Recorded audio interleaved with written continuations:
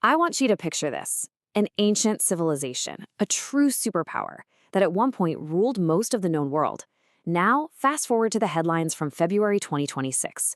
We're talking military strikes, global tension, and one nation right at the center of the firestorm. You see, this isn't just a modern conflict. To really understand what's happening today, we have to go back, way back. So let's just dive right in. The big question we're trying to answer here is why? After those coordinated U.S.-Israeli strikes of February 2026, why is Iran so consistently painted as the ultimate arch nemesis? Is this really just about nuclear centrifuges, or is there something much, much deeper going on here? Well, a big part of the answer lies in what you could call the Persian paradox. Think about it. This is a nation that has been conquered by some of the most powerful empires in history. We're talking the Greeks, the Arabs, the Turks, the Mongols. And yet somehow, its core identity, its unique culture, it was never truly wiped out. It's an incredible story of resilience. So here's how we're going to break this all down. We're going to start by digging into its ancient roots. Then we'll look at how Iran was forged into this unique Shia nation. After that, we'll jump into the 20th century to understand the coup and revolution that set the stage for today. And finally, we'll tie it all back to the crisis we're seeing unfold right now. You know, to really get a handle on the present, you have to start in the past. Long before there was an Islamic Republic, there was Persia. And the confidence, the defiance we see today, it's built on literally millennia of history. So let's go back to its foundations as what you might call an ethical superpower. Okay, so the story really kicks into high gear back in 559 BC.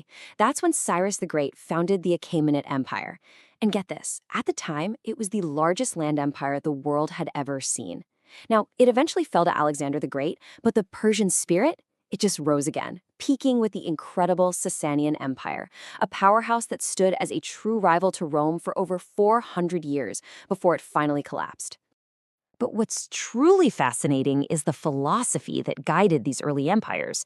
It wasn't just about brute force. It was deeply rooted in Zoroastrianism. This was the pre-Islamic religion of Persia, and it was teaching these incredibly complex ideas like heaven, hell, and a final judgment, centuries before other major faiths. And its core belief was this simple but pretty profound mantra: good words, good thoughts, and good deeds. That ethical code really shaped a uniquely tolerant style of rule for its time. So then comes the Arab conquest in 651 AD. And you'd expect, right, that the local culture would just get absorbed and disappear. But no, this is the heart of the paradox. As the great historian Bernard Lewis so perfectly put it, Iran was indeed Islamicized, but it was not Arabicized. Instead of being erased, Persian culture actually started to reshape the Islamic world from the inside out. Persian language, art, and ways of running a government became foundational to the new empire. So this amazing cultural survival really set the stage for the next massive shift, this one, a religious one. You see, for almost 900 years after the conquest, Iran was a Sunni country like most of its neighbors. So how on earth did it become the global center of Shia Islam? This is where the Great Divide was forged. Just look at these numbers. This chart really shows you just how much of an outlier Iran is in the Islamic world. Around 90% of all Muslims globally are Sunni, but in Iran, that number is completely flipped on its head. We're talking about 95% of its people follow Shia Islam. And believe me, this did not happen by accident. It was a deliberate and pretty violent transformation. It all goes back to 1501, when the Safavid dynasty took over. They needed to unify the country, but more importantly, they wanted to create a strategic buffer against their biggest rival, the huge Sunni Ottoman Empire. So they declared Shia Islam the state religion.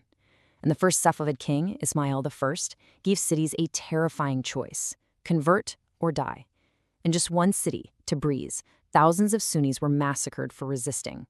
And this new Shia identity is built on a really crucial belief. So 12er Shias believe there were 12 infallible imams, or leaders. The 12th and final one is believed to have gone into hiding back in the 9th century, and that he'll one day return as a kind of messiah. Now, this isn't just ancient theology. This belief is the absolute foundation of Iran's modern government. Because in the absence of this hidden imam, the senior clerics, the ayatollahs, claim they have the divine right to rule in his place. Okay, so you take this powerful mix of ancient Persian pride and this revolutionary Shia theology, and you bring it into the 20th century. This is where that deep history collides head-on with modern geopolitics, forging Iran's intense adversarial relationship with the West in a modern crucible of oil, coups, and ultimately revolution.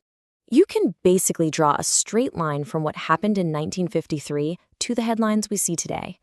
It all starts when Iran's democratically elected prime minister does something that was unthinkable back then.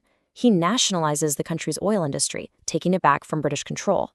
Well, the West's response was fast and decisive. The CIA and British intelligence cooked up a coup, kicked him out, and put the Shah back on the throne. And for the next 25 years, the Shah ruled as a key U.S. ally. But just beneath the surface, resentment against his brutal rule and his Western friends was boiling until it finally just exploded in the 1979 Islamic Revolution. And this revolution wasn't just a change of leaders, it was the birth of a whole new kind of government, a theocracy. Ayatollah Khomeini set up the Islamic Republic, which is governed by this principle of Vilayat-e-Faqih. In English, that's the guardianship of the Islamic jurist. And what it does is cement the system we have today, where one single supreme leader has absolute final power over the entire country. Just like that, Iran went from being a top U.S. ally to its greatest enemy. Which brings us full circle, all the way back to the headlines of February 2026. Now that we have all this history in our back pocket, let's take another look at the current crisis. Why these strikes, and why right now? Well, the reasons are way more complex than they seem at first glance. So the official reason you hear for the military action is Iran's nuclear program. It's framed as an existential threat. But when you look a little deeper, the motivations get a lot broader. The U.S. sees Iran as the main destabilizing force in the entire region. For Israel, the goal is explicitly about cutting off the snake's head, which is a pretty direct way of saying they want regime change in Tehran. And a huge part of that destabilizing force is something known as Iran's axis of resistance. This is basically a network of powerful proxy armies that are funded and armed by Tehran so it can project its influence all across the Middle East. We're talking about groups like Hezbollah in Lebanon, Hamas in Palestine, and the Houthis down in Yemen. It allows Iran to fight its battles far away from its own borders. But there's also a huge internal factor at play here. Those massive, incredibly brave protests that erupted all over Iran, especially after the tragic death of Mahsa Amini, that really changed the math for Western powers. The regime's brutal crackdown on its own citizens helped convince policymakers that the government might not be sustainable, and it turned the quiet goal of regime change into a much more open, primary objective. So we're left with this, an ancient, proud civilization standing at a really dangerous crossroads. From the towering columns of Persepolis all the way to the high-stakes military briefings of 2026, Iran's story has been one of resilience and revolution. The big question for all of us now is whether this deep, complicated history is going to lead towards some kind of reconciliation with the modern world, or if we're all just watching the start of a permanent, irreversible conflict. What do you think? Like, follow, and subscribe for more videos.